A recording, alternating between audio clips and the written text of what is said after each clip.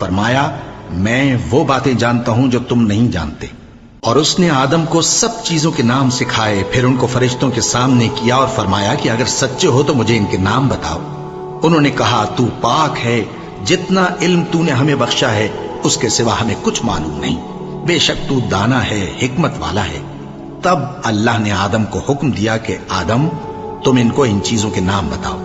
سو جب انہوں نے ان کو ان کے نام بتائے تو فرشتوں سے فرمایا کیا میں نے تم سے نہیں کہا تھا کہ میں آسمانوں اور زمین کی سب پوشیدہ باتیں جانتا ہوں، اور جو تم ظاہر کرتے ہو اور جو پوشیدہ کرتے ہو سب مجھ کو معلوم ہے۔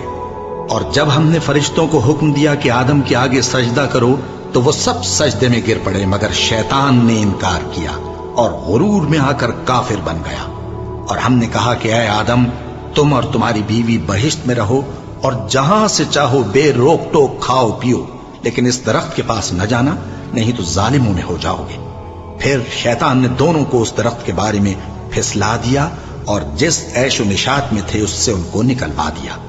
تب ہم نے حکم دیا کہ بہشت بری سے چلے جاؤ، تم ایک دوسرے کے دشمن ہو، اور تمہارے لیے زمین میں ایک وقت تک ٹھکانہ اور معاش مقرر کر دیا گیا ہے۔ پھر آدم نے اپنے پروردگار سے کچھ کلمات سیکھے اور معافی مانگی تو اس نے ان کا قصور معاف کر دیا۔ بے شک وہ معاف کرنے والا ہے، بڑا مہربان ہے۔ ہم نے فرمایا کہ تم سب یہاں سے اتر جاؤ، جب تمہارے پاس میری طرف سے ہدایت پہنچے تو اس کی پیروی کرنا کہ جنہوں نے میری ہدایت کی پیروی کی ان کو نہ کچھ خوف ہوگا اور نہ وہ غمناک ہوں گے، اور جنہوں نے اس کو قبول نہ کیا اور ہماری آیتوں کو جھٹلایا وہ دوزخ میں جانے والے ہیں اور وہ ہمیشہ اس میں رہیں گے۔ اے آل یعقوب میرے وہ احسان یاد کرو جو میں نے تم پر کیے تھے، اور اس اقرار کو پورا کرو جو تم نے مجھ سے کیا تھا۔ میں اس اقرار کو پورا کروں گا جو میں نے تم سے کیا تھا، اور مجھی سے ڈرتے رہو۔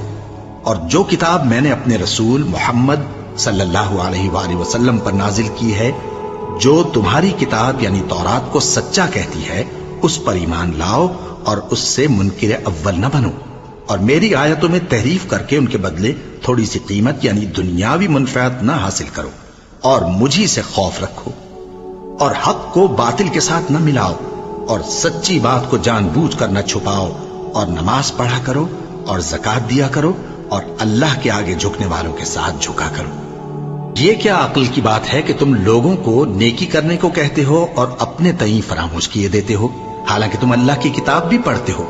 کیا تم سمجھتے نہیں؟